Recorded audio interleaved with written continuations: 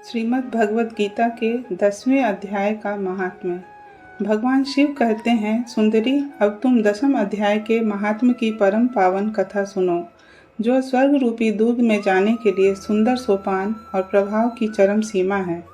काशीपुरी में धीर बुद्धि नाम से विख्यात एक ब्राह्मण था, जो मुझमें प्रिय नंदी के समान भक्ति रखता था। वह पावन कीर्ति के अर्जन में तत्पर रहने वाला, शांत चित्त और हिंसा, कठोरता एवं दुस्साहस से दूर रहने वाला था। जितेंद्रिय होने के कारण वह निवृत्ति मार्ग में ही स्थित रहता था। उसने वेद रूपी समुद्र का पार पा लिया था। वह संपूर्ण शास्त्रों के तात्पर्य का ज्ञाता था। उसका चित्त सदा मेरे ध्यान में संलग्न रहता था। वह मन को अंतरात्मा में लगाकर सदा आत्म तत्व का साक्षात्कार किया करता था। अतः जब वह चलने लगता, तब मैं प्रेमवश उसके पीछे दौड़ दौड़ कर उसे हाथ का सहारा देता रहता था। यह देख मेरे पार्षद भृंगी ऋषि ने पूछा, भगवान, इस प्रकार भला किसने आपका दर्शन किया होगा? इस महात्मा ने कौन सा तप, होम अथवा जप किया है कि स्वयं आप ही पद पद पर इसे हाथ का सहारा देते चलते हैं? भृंगी ऋषि का यह प्रश्न सुनकर मैंने इस प्रकार उत्तर देना आरंभ किया। एक समय की बात है, कैलाश पर्वत के पार्श्व भाग में पुन्नाग वन के भीतर चंद्रमा की अमृतमय किरणों से धुली हुई भूमि में एक वेदी का आश्रय लेकर मैं बैठा हुआ था। मेरे बैठने के क्षण भर बाद ही सहसा बड़े जोर की आंधी उठी। वहां के वृक्षों की शाखाएं नीचे ऊपर होकर आपस में टकराने लगीं। कितनी ही टहनियां टूट टूट कर बिखर गईं। पर्वत की अविचल छाया भी हिलने लगी। इसके बाद वहां महान भयंकर शब्द हुआ, जिससे पर्वत की कंदराएं प्रतिध्वनित हो उठी।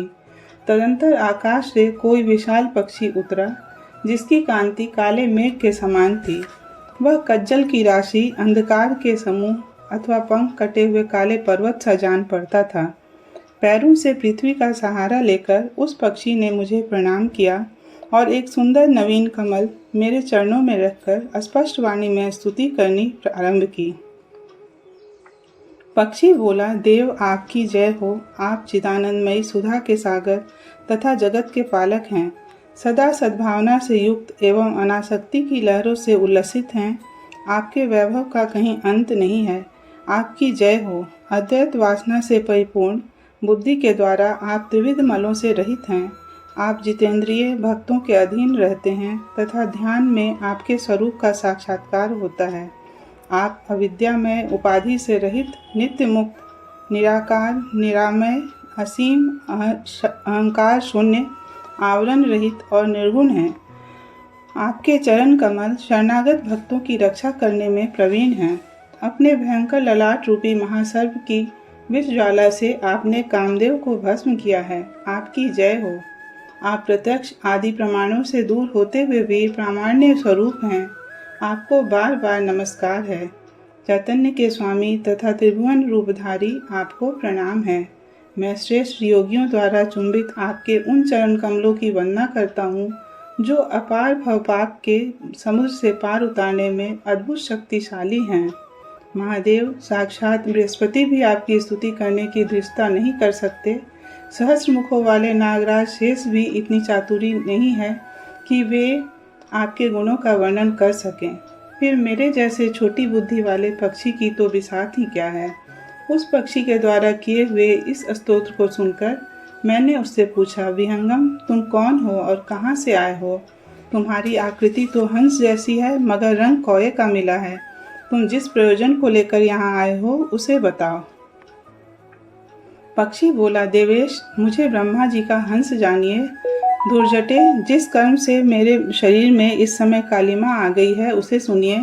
प्रभु, यद्यपि आप सर्वज्ञ हैं, अतः आपसे कोई भी बात छिपी नहीं है। तथापि यदि आप पूछते हैं तो मैं बतलाता हूँ।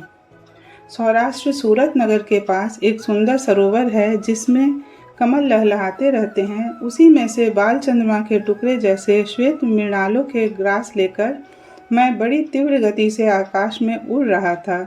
उड़ते उड़ते सहसा वहां से पृथ्वी पर गिर पड़ा।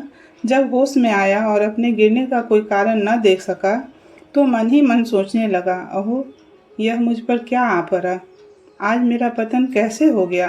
पके हुए कपूर के समान मेरे श्वेत शरीर में यह कालिमा कैसे आ गई? इस प्रकार विस्मित होकर मैं अभी विचार ही कर रहा था कि उस पोखरे के कमलों में से मुझे ऐसी वाणी सुनाई दी, हंस उठो, मैं तुम्हारे गिरने और काले होने का कारण बताती हूँ। तब मैं उठकर सरोवर के बीच में गया और वहाँ 5 कमलों से युक्त एक सुंदर कमलिनी को देखा। उसको प्रणाम करके मैंने प्रदक्षिणा की और अपने पतन का सारा कारण पूछा। कमलिनी बोली, कलहंस, तुम आकाश मार्ग से मुझे लांघ कर गए हो, उसी पातक के परिणामवश तुम्हें पृथ्वी पर गिरना पड़ा है तथा उसी के कारण तुम्हारे शरीर में कालिमा दिखाई देती है।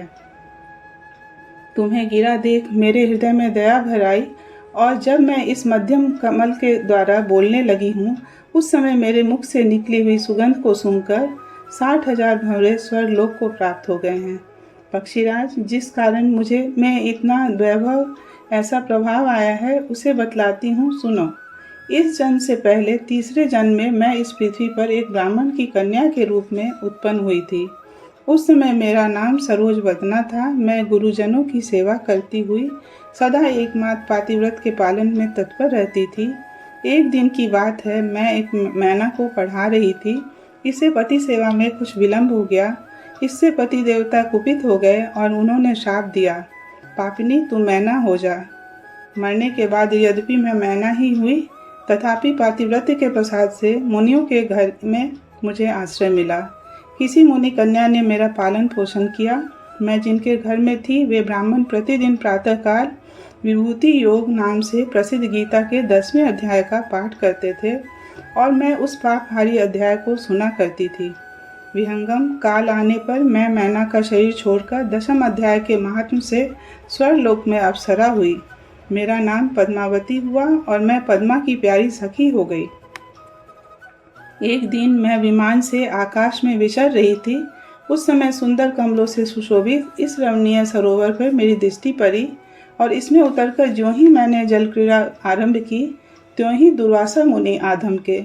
उन्होंने वस्त्रहीन अवस्था में मुझे देख लिया। उनके भय से मैंने स्वयं ही एक कमलिनी का रूप धारण कर लिया। मेरे दोनों पैर 2 कमल हुए, दोनों हाथ भी 2 कमल हो गए और शेष अंगों के साथ मेरा मुख भी एक कमल हुआ। इस प्रकार मैं 5 कमलों से युक्त हुई। मुनिवर दुर्वासा ने मुझे देखा। उनके नेत्र क्रोधाग्नि से जल रहे थे। वे बोले, पापिनी, तू इसी रूप में 100 वर्षों तक पड़ी रह।